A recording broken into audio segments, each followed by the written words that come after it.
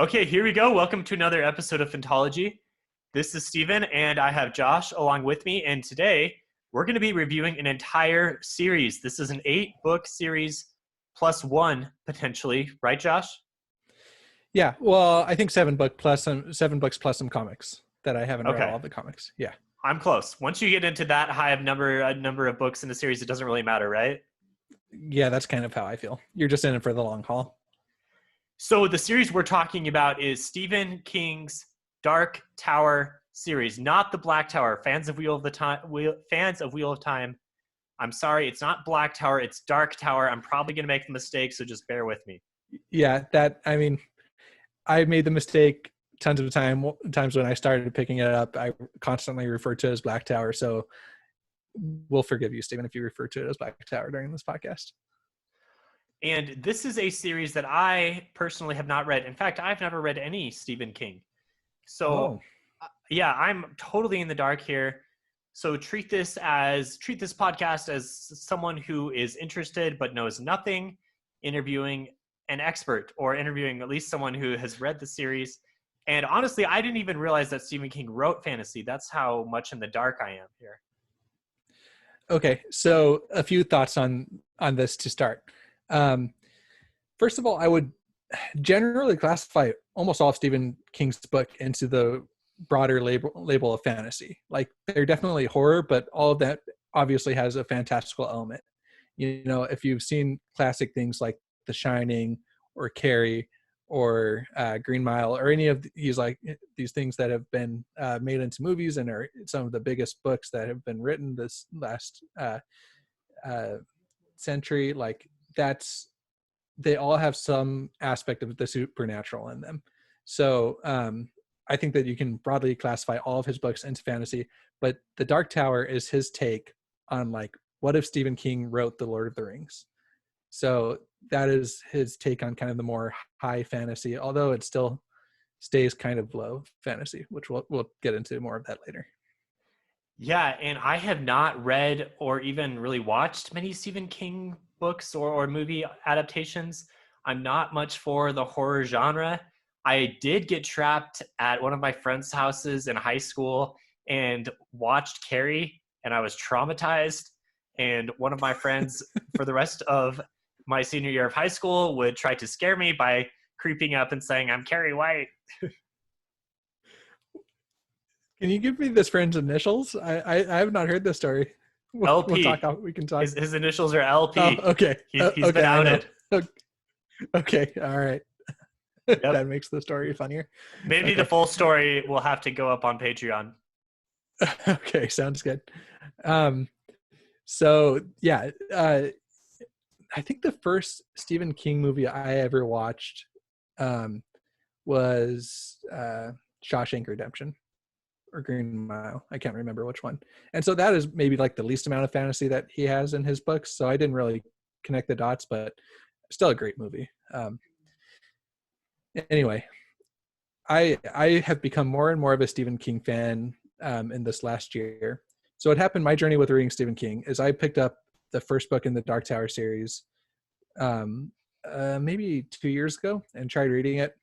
And I got through it, and then I said, I need to read other Stephen King books before I keep going with the Dark Tower.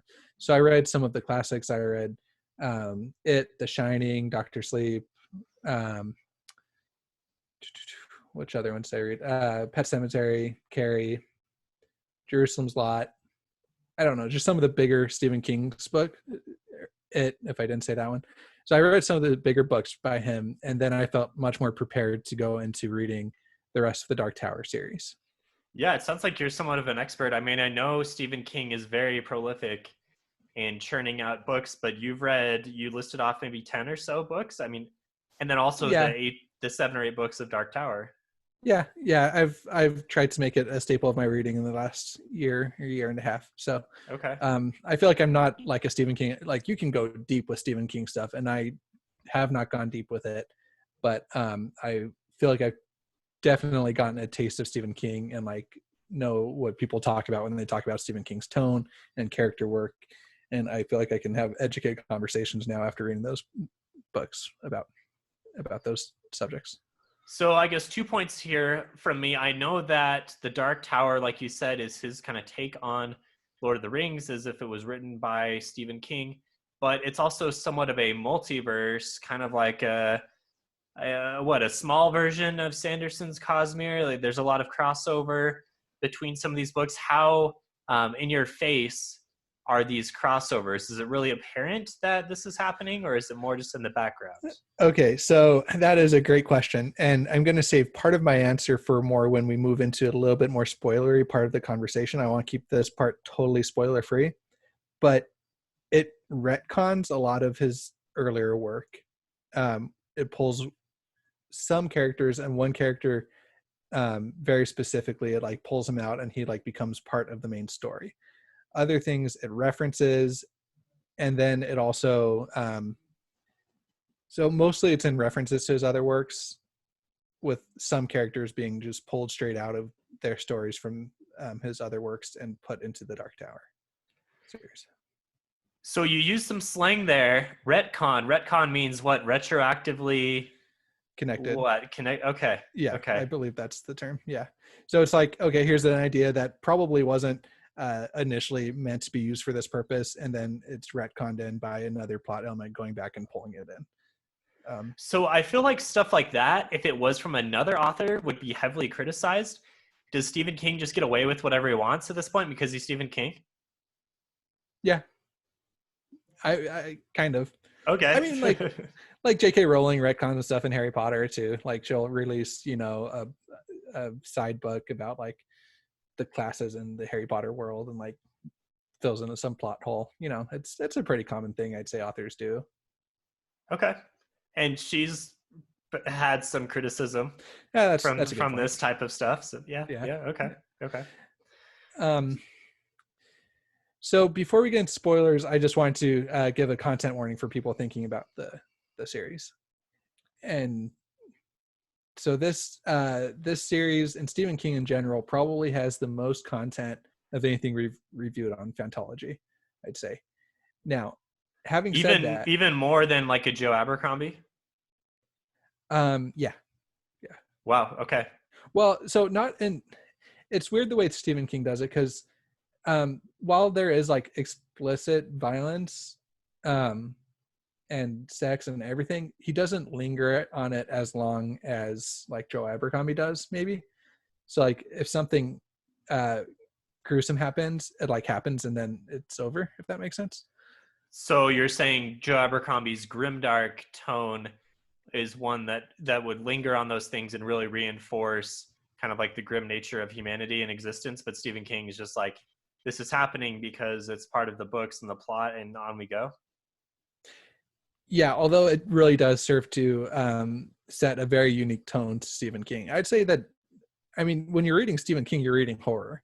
So, and a lot of that, more than it, obviously it's hard to like get jump scares in a book. So a lot of the horror elements come from the tone that Stephen King sets. With the like sexual content warning, there's a lot of sexual content, although it's not like, it's weird because it's not like it's meant to be like erotica. It's not like meant to really like turn you on. It's like meant to show like how perverse people can be, if that makes sense. So there's like there's sexual violence in the books. There's just references to a lot of different sex acts. There's a lot of content, but it's not meant to be erotic. So Okay. So but very, it's very, present. very full content warning there. We're not shying away Yeah. from anything in these. Yeah. And if And you've read other Stephen King books, you'll know what I mean by that. So, okay. And like you say, and everyone knows, Stephen King writes horror, and horror has violence and all kinds of things, obviously, just kind of ingrained right there in the genre. yeah. Yeah. So just big content warning, these books aren't for kids, I don't think at all. I'd hesitate on giving it to any kid under the age of 16 for sure. And, like they're adult books. So make your decision for your kids, but know that they're adult books. Okay. Now, before we get into spoilers, I also wanted to ask you, so you said Stephen King writes fantasy to some degree because he writes horror. How would someone like myself, who is very familiar with epic fantasy and I mean, I'm familiar with really all types of fantasy other than horror, other than the Stephen King type, other than this flavor of it, right? So what would my impression be going in? I guess how can I find out if this is for me? Any recommendations there?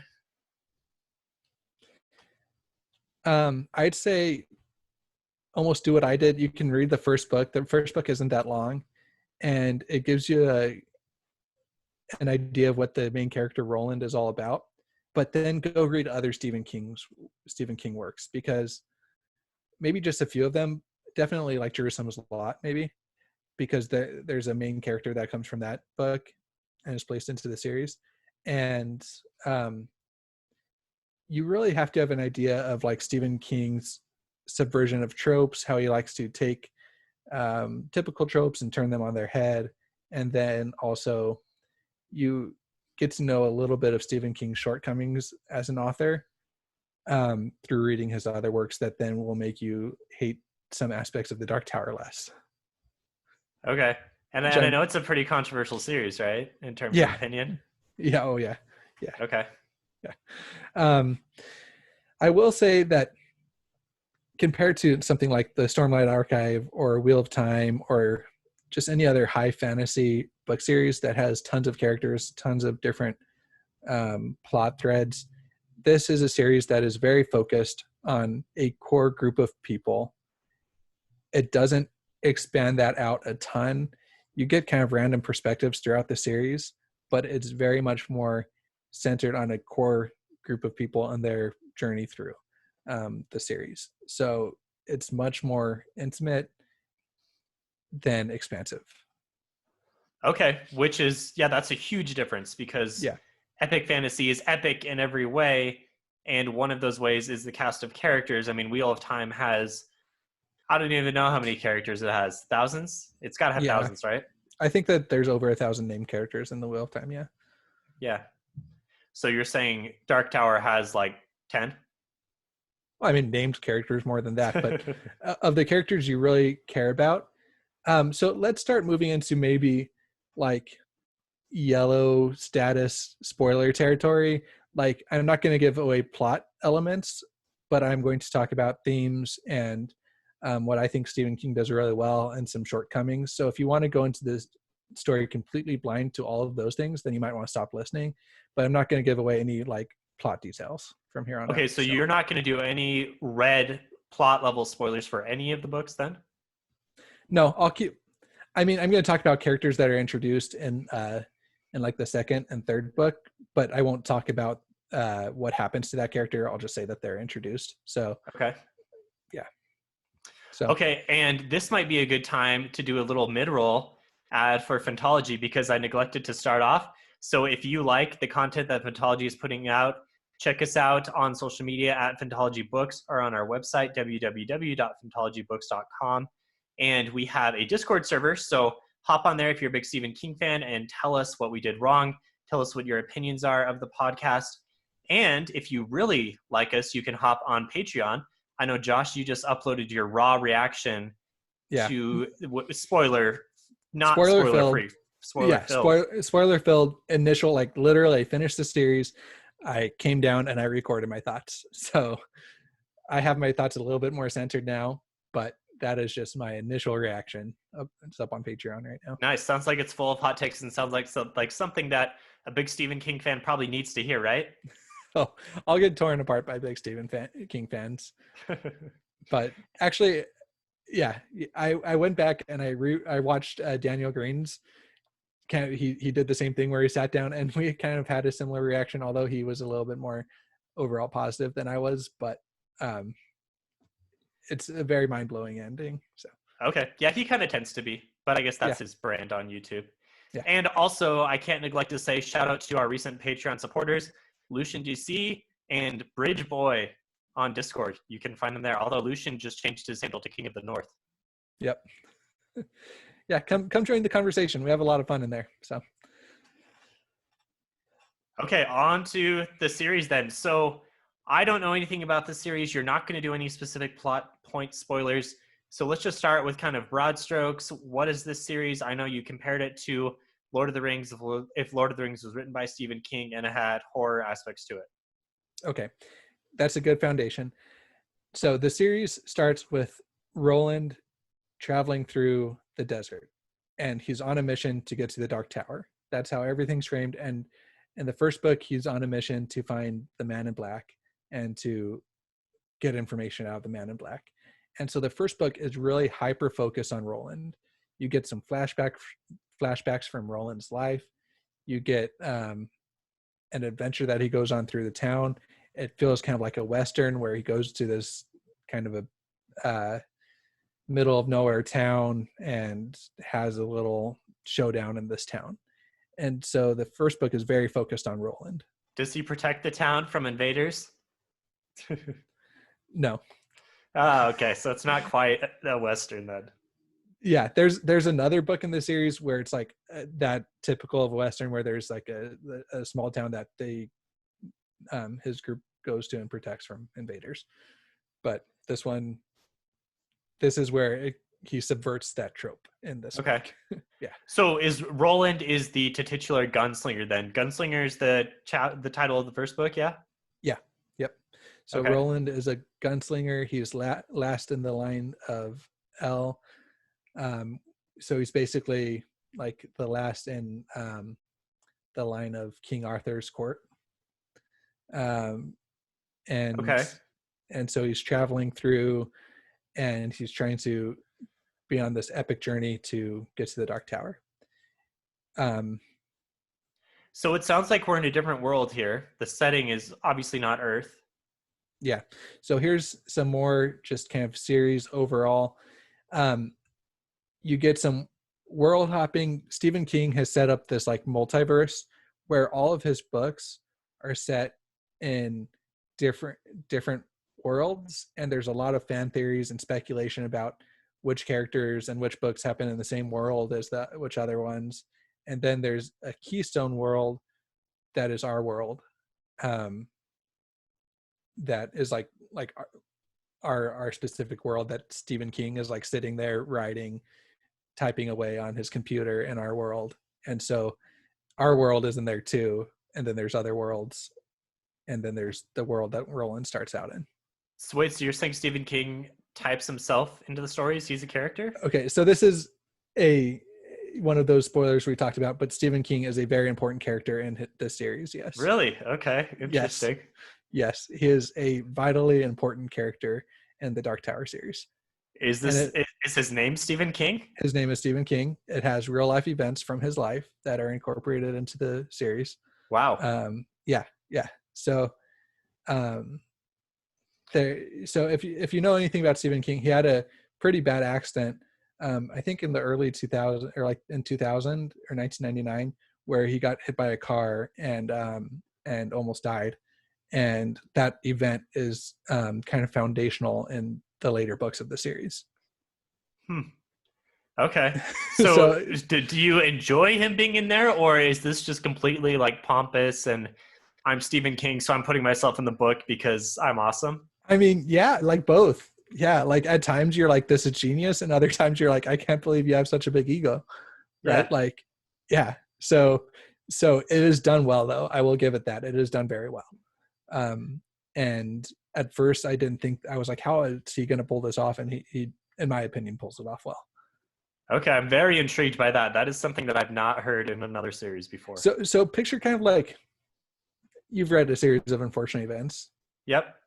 You have, I mean, they kind of do the same thing with that, where you have Lemony Snicket is like the author, but it's not the actual author. But like as a kid, you like kind of think, wait, the author is Lemony Snicket, right? Like, yeah, you know that it's another author, but like you don't want to believe it's another author. You want to believe it's Lemony Snicket, and he writes himself into the story. That series does it brilliantly. I love that series, and I love how it does that. Although it gets a little weird by the end, and I didn't like how things were purposely left open and never wrapped up. That was disappointing.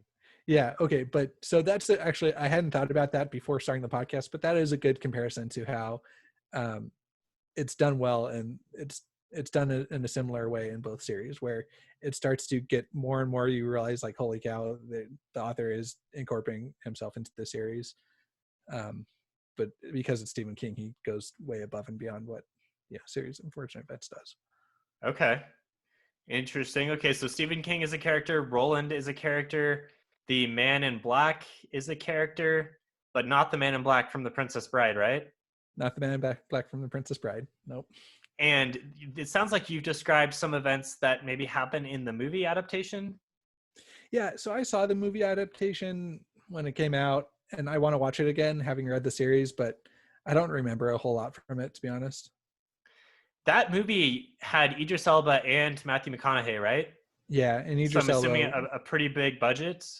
Oh yeah, huge budget. And that movie actually, I think why it was criticized because it really leaned into the multiverse aspect of Stephen King. And I think that a lot of people weren't really expecting that or ready for that. And it was a big departure because the first book in the series doesn't lean into that a whole lot. But that movie does. So I want to go back and see what my thoughts are about that movie after having watched the series or having read the series. Okay. Interesting. Yeah, I haven't seen the movie. I'm just kind of riffing, just hoping that I'm saying something intelligent. No, you are. So we move on, and another character is also introduced in this first book, and that is Jake Chambers. I'm not gonna, and that's kind of this introduction of this little family that Roland is accumulating on his journey to the Dark Tower. So why is he going to the Dark Tower? Is that a spoiler? Is that something important for the plot? The Dark Tower has like a magnetic, has kind of like almost a magnetic pull for Roland, and he just knows that he's supposed to go there. So some larger Stephen King multiverse talk is the Dark Tower is supposedly like a physical manifestation of the creator of all the multiverse. So it's kind of like God incarnate, if you will. And so, and he believes that the Dark Tower is like coming under attack, and he just knows he needs to get there. Okay, so it sounds like at least for the initial books, he's going to the Dark Tower. We're not sure why, but is it ever explained at the end, or I don't want to get into that. Something must be resolved, right? There, I don't want to. Interesting. Okay, sounds like this is a very unique series. If you can't even say anything there. Yeah, there are resolutions that happen in the series. Yeah. Okay. So I don't want to get into that too much because I don't want to give end of series spoilers or plot point spoilers, but you do learn more about why Roland needs to get to the Dark Tower and what he's going to do once he gets to the Dark Tower. So you learn that throughout all the books. Here's little tidbits given. Okay, so this series is pretty long. There are 7-8 books, you said, and I know they get longer in terms of page count. The first few are not as long. The plot that you just described doesn't sound like something that would be an epic fantasy. This sounds like a one book plot from my understanding at least. So there must be other things going on, or there must be like some kind of meta stuff that really kind of makes it. Well, picture Frodo taking getting the ring, goes on a quest. Like all he's doing is getting the ring to Mordor, right? Like that's his quest. Okay.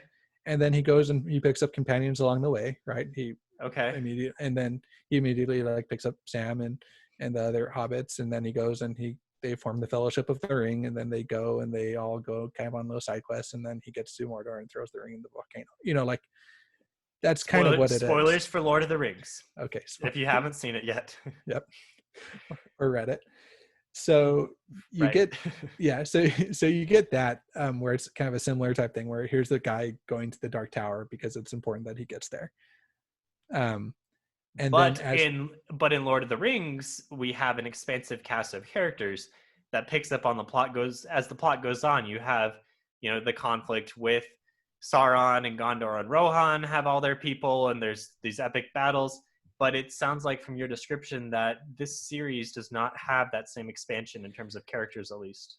So that's a good thing to bring up. So there are different villains that are picked up along the way.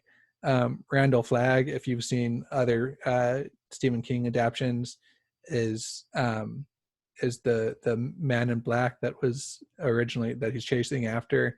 So that's kind of a big bad throughout the series. There's individual kind of villains that they have to take out in each book that they have to that they go up against, and then yeah, so there are different villains and different obstacles that they have to overcome throughout the books. So the other thing is that there's more characters that are introduced in the second book. There's a cast of what becomes what's called the quartet in world, where it's Roland, and this is going to be where I talk about some other characters that are introduced in the series. So there's Roland and Jake, which are introduced in the first book, and then there's Susanna and Eddie, Dean, and Oi, which is like a little dog that can kind of talk. Okay. So you have that kind of set of 5 that is some of the best character work and relationships that I've ever read, I think. Really? Okay. Yeah, he does an amazing job. Like full on, that core group of 5 like becomes a family and has seriously just amazing relationship and character building throughout those 5 characters. So what type of characters are we expecting here? Typically with a small group of companions, you'd have a lot of humor, kind of some slapstick stuff back and forth. But Yeah, it sounds like maybe this is more serious or funny or. well, so I'll give a little one sentence overview of each of them. Roland is very serious, driven. He is just hyper focused on the Dark Tower. You got Jake, who is, I believe, 10 or 11 when the series starts out, a young kid who is pulled into this. Then you get Roland pulls in from different worlds. He pulls in Eddie, who is a drug addict, who is a recovering drug addict, I should say, and has kind of that slapstick humor, kind of like this irreverent humor to him. Okay. You have Susanna, who is a like black woman from the 60s or 70s, so like she was like involved in the civil rights movement, and she also has a split personality. So she has in the first book, or in the first book she's in, which is the second book, she has like one personality which is like hateful and vindictive, and one which is like really nice and sweet. Huh. And then you pick up Oi, which is kind of the lovable little animal sidekick that really bonds to Jake, the 10-year-old kid. Okay. Sounds like several different characters here. And I can see that if those different personalities were to all come together, that could make for some really interesting and nice relationships. Yeah. And it's interesting because throughout the second book, when all these characters are introduced, like each one of them, I kind of had reasons why I hated them as a character. Like there were things that annoyed me about them a lot. And then like they don't really change, but he does them so well that you grow to love them. And they do grow and have like character arcs in meaningful ways. So I shouldn't say that they don't change, but like the core of why I initially didn't like them, like that didn't really change. But they just become such like a fleshed out character that you just really grow to love the character.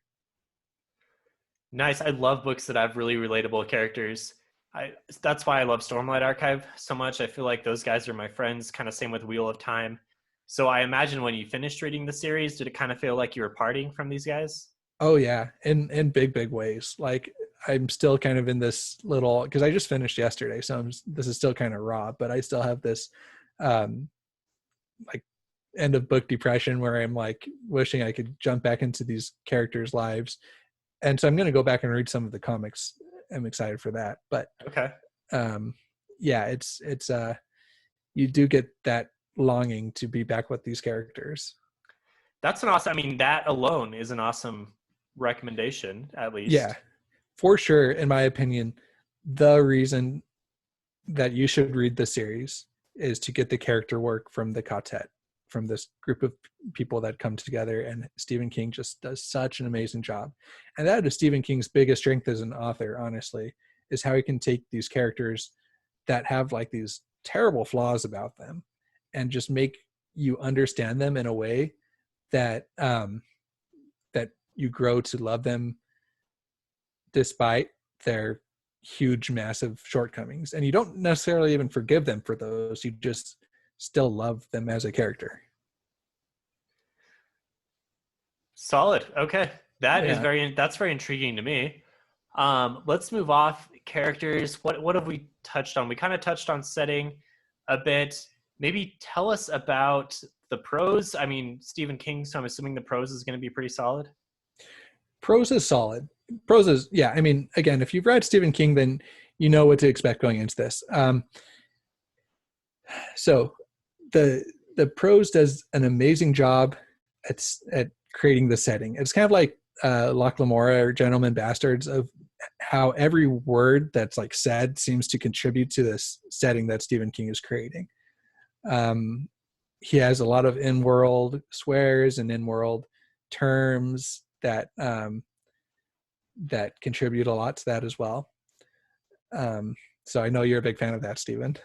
Yeah, absolutely. I'll just throw out another Joe Abercrombie thing since I'm on a Joe Abercrombie kick right now, but I think it's the same there, where just the way that he writes and the way that he structures sentences and chooses one word over another to describe something, in that case contributes to a really gritty, grimdark feel. So it sounds Yeah. like you're saying same here, Yeah. contributes to this kind of like off-brand horror fantasy is my vibe of how you're describing it. And he does such a good job. I will say that sometimes I get annoyed with some things. Like sometimes there's just things that seem like a 15-year-old kid wrote them, like potty humor and like just these kind of weird things that Okay. I didn't love, but it still manages to contribute to this the setting that is being built. So I know that when he first wrote the series, he said he kind of he considered it an initial draft, and he was planning on going back and touching things up. So did it seem like it was a little rough around the edges? Because that sounds kind of like what you're saying. I'd say the first book, I don't know. I don't think he really had the, well, he never had the rest of the series planned out. That's what you kind of figure out as you go throughout reading the series. Um, and we'll talk about how I guess the series is structured too. Is he never knew what was going to happen next, really, in these books. That's a little scary. I mean, I think he might have had like the end. I don't know. I really don't know, but it was done well. So he, for example, the ending between books 3 and 4, I believe, like he just stopped the book. It didn't end. It just stopped. Like there was no ending to the book that was written. It And just like stopped. you said that was a massive cliffhanger, right? I don't even know if it was like a cliffhanger. Like, I mean, yeah, it kind of was. Like the heroes are all on their like hurtling towards what could be their death, and um, they have to do something to stop that, and it just ends like mid scene, basically. So rising action ending. Yeah, Interesting. I don't think I've but ever read that before. yeah, and so here's where like the series is kind of structured like that. Like chapters will end like that, where it'll just be like almost mid scene, stop, and then just like pick up somewhere else, like on somebody else's point of view, and just it's kind of jarring to read sometimes. And he does the whole series like that. So do you appreciate that? Do you think it adds to the feel of the series? Some authors will structure their series like that, where they have like a ton of really short chapters, or the way they write is really choppy, like in Red Rising. But maybe it sounds like you thought this was a little too much. So at times within the book, I really liked it. And Stephen King does that with a lot of his books, where he'll just stop mid scene and switch over to another character. And I think that a lot of times he does it really well and it works for me. Sometimes it doesn't, but that's going to be the case. But in terms of like some things in the story, I think he just didn't know what was going to happen next. And he kind of builds this whole narrative into like the character of Stephen King in the book. So there's a lot of like Inception things happening where like I don't want to get too far into spoilers, but like he builds these reasons why he stopped the book like this into this series as a whole, but I don't think it was planned like that. Huh. So Okay. Sounds very cerebral here. yeah, So the author is explaining why the book is written, why it is, and he's a character in the book. yeah. So a character in the book is explaining why who is the author is explaining why the author stopped writing or wrote it the way that it's written. Yeah. Oh my gosh. Yeah, yeah, yeah. Okay. And so um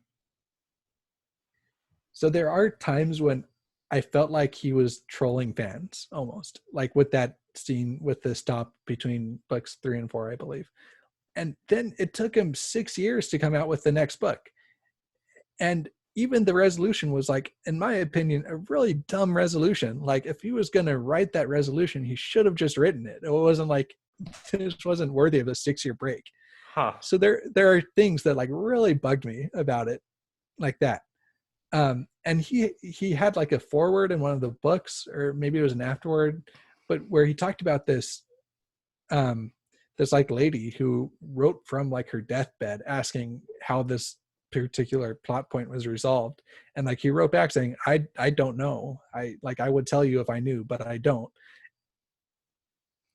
So there are some things like where he's comes out and says that they weren't planned out, and I don't know how much was planned out, how much wasn't, but like, so there are these plot elements where he just said the book was done, it wanted to be done, I sent it into the publisher and they published it. Amazing. Yeah. Imagine if Patrick Rothfuss or George R. R. Martin were to come out with their next book after 9 years and for it to just be Oh, complete garbage. so this was still the No, 90s. no way could they get away with that. So I don't want to imply that like there's any one book that was complete garbage. Like that is not the case.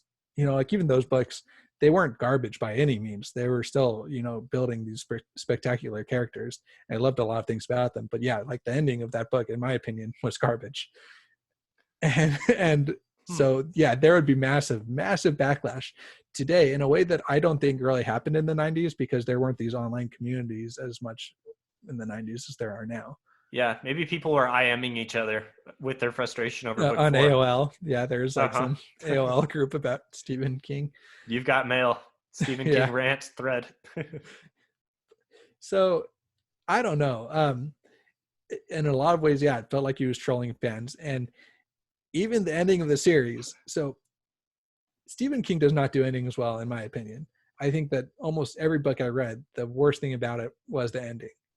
Oof. And so which that sounds bad, but Stephen King does so many things like spectacularly that like his worst part isn't like terrible. Like it just usually doesn't satisfy me completely, which like maybe that's what he's good at, is leaving you wanting like a little bit unsatisfied. I mean, he's writing horror books, so the ending shouldn't feel too nice. I don't know. But yeah, there's a difference between nice and satisfying, right? Yeah, Like, yeah. but I'm just trying to come up with something to excuse this. well, so we get to the ending of the Dark Tower, and there's kind of 3 different endings to this, and then you get to the epilogue, and there's one thing where I thought, okay, this is what everybody's upset with. That wasn't too bad. I kind of liked it. I actually really liked that part of that ending. And then the epilogue happens, and then we get another ending, and I'm like, okay, that's a great ending. And then we get to the final ending, and Stephen King like says, stop reading. Like basically, he does kind of like a Lemony Snicket type thing, where he's like, you don't want to keep reading. I Like, love that. Yeah, I love those yeah, Lemony Snicket parts in yeah. this series. Yeah. But it's like legit. Like he's like, I've given you your ending that you want. Like this is like, you should just kind of stop reading now. And then you're like, obviously, I'm not going to stop reading, right? Well, why? Yeah, why didn't you stop? I mean, he told you to stop. You should. Okay, I'm telling you right now, stop there. Just stop there, because then you get the ending, which is what everybody freaks out over. And there's massive. People love it. People hate it. I go in between. I want to read more because I know that there's probably massive fan theories. So maybe once I read those, I might like it more. But just stop there, I'd say, unless you're ready to be disappointed. So I mean, I have no idea what the ending is, but it sounds like this is kind of like Lord of the Rings, where there are multiple endings, and it drags on and on and on, and you get everyone's resolution, and then you're saying at the very end, everything is completely undone, or things are just changed, and it's crazy. But I guess we shouldn't speculate too much because it sounds like massive spoilers. Yeah, massive spoilers. So I don't want to give anything away. One thing is that it doesn't drag on a whole lot. Like things happen fast, and that's kind of a thing of Stephen King is when things happen, like they happen pretty fast, and so there's no dragging on throughout the last kind of 5% of the book. Things happen really fast, but yeah, there's the last thing that happens is just be ready to be have opinions, and you will have opinions. It's yeah. And it sounds like Phantology listeners can hear your raw opinions on Patreon, right? Yeah, if you want to hear my raw opinions full of spoilers, if you've read the series or if you just don't care about spoilers, go listen to it. Although my opinions aren't satisfying because I have very conflicting opinions about it. So you'll be left unsatisfied from my opinions, I'm sure, as well. But that's kind of how Stephen King likes to make you feel, I guess. Okay, so if you want a unfiltered rant from Josh with a low amount of coherency, is what I'm hearing, then check it out on Patreon. Check it out on Patreon. So why you should read the series, I know I've harped on this, but seriously, some of the best character work I've read, bar none. It's kind of like Harry Potter, where you have like those Harry, Ron, and Hermione are just such a good trio, and they just work so well together. And you'll always remember that. That is like almost what the level of this group of cast of characters, core cast of characters in the Dark Tower did for me. If you like subversion of tropes, come read the Dark Tower. If you like to expand your fantasy horizon to encapsulate kind of everything that's out there, come for the Dark Tower. If decisions annoy you and they really annoy you, then stay away from the Dark Tower, I guess. Sounds like something that I would read and I would love it, but I would have major issues. You would have issues. Which it sounds like you have a similar opinion. You Yeah. loved it, but you have issues. Yeah, for sure. So I'd say if you're a big Stephen King fan and for whatever reason have been intimidated by the length of the Dark Tower and have not read it, you need to go read it if you're a Stephen King fan. If you're even mildly like a Stephen King fan, then just go read it because it is long and it does get longer, but they're digestible. You know, they really are. Would you say this is his magnus opus, if I have that term correctly? Yeah. Yeah. I mean, people online refer to it as his magnus opus because he doesn't do series really at all. Like he has some sequel, like Doctor Sleep is a sequel to The Shining. And he might have other sequels, but he doesn't really do like long series. He does like in-depth character studies and books, and they're usually pretty good. But as far as I know, he doesn't really do more than one or two books in a specific franchise. So this, yeah, in a way is his magnus opus. Okay, Josh, anything else we need to know about the Dark Tower? It's a trip, and you'll love it. You'll love some parts of it, and I'm sure you will hate other parts of it. And Stephen King pulls off, I will say that he pulls things off in ways that other authors just could not or would not even try and do. Stephen King goes ahead and does them because he's one of the best-selling authors of all time, really, and he can. Yeah, imagine that. Imagine being so successful that pretty much whatever you write, you can write yourself into the story and have yourself be a character, and no one's even going to think twice. It's like, okay, yep, the next Stephen King we're publishing. Here we go. Yeah, I mean, I'm pretty sure that his publisher will put out whatever he decides to write. They just will do it. So I don't know. If you listeners like Stephen King, I've read a lot. We can do more of these of Stephen King reviews. If we get a good response to this, I'm happy to sit down and give my thoughts about other Stephen King's books, and we can have somebody else read them. But for now, I think that this will be our primary Stephen King review on here. Yeah, hop on Discord if you're a fan and let us know what other books we should read. But also, you're reading The Stand right now. Oh yeah, that's right. With everything that's going on, I hadn't read The Stand before all this COVID stuff, and so Jake and I are reading The Stand. We're gonna. That is a very long book. I think it's like 1,200 pages because we have the. Holy cow! Yeah. So it's Stephen King breaks his books up into books. So the ending of book one kind of deals with an outbreak, and that kind of happens in the first book within The Stand. And so I finished it. I think Jake's finishing it. He's supposed to finish it this week. And so we're going to jump on and review the first book and within The Stand, and hopefully that'll come out soon. Yeah, we got to get that out before the COVID thing blows over and no one cares anymore. Yeah. But that's another book where Stephen King does some pretty amazing character work in it. So fantastic. Okay, thanks, Josh. Thanks for coming on. Thanks for educating me a bit, because this is a whole subgenre of fantasy that I'm completely oblivious to. And I guess if I want to say that I'm a host on a fantasy book podcast, I got to educate myself, right? You know, I'm not a fan of gatekeeping because it took me a while to read The Wheel of Time, and I felt like I was precluded from partaking in serious fantasy conversations. And then after I read it, like, I do feel like I can contribute more towards these kind of conversations.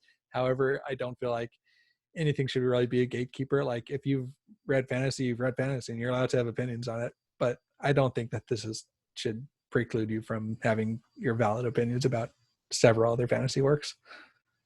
Thank you for that message of inclusivity from Phantology. Yep. That is our official position of Phantology, is if you're a fan, you're allowed to be a fan and you're allowed to have opinions. That's my official stance, at least. Totally agreed. 100%. All right. Thanks for listening. Let us know what you'd like us to read next, and look for that review of The Stand coming soon. I guess we're just on a little bit of a Stephen King trip here. So let us know if you like that. And if you like what we put out, check us out on social media at Phantology Books and at www.phantologybooks.com. All right. Thanks, Josh. We'll see you later. Thanks, Stephen.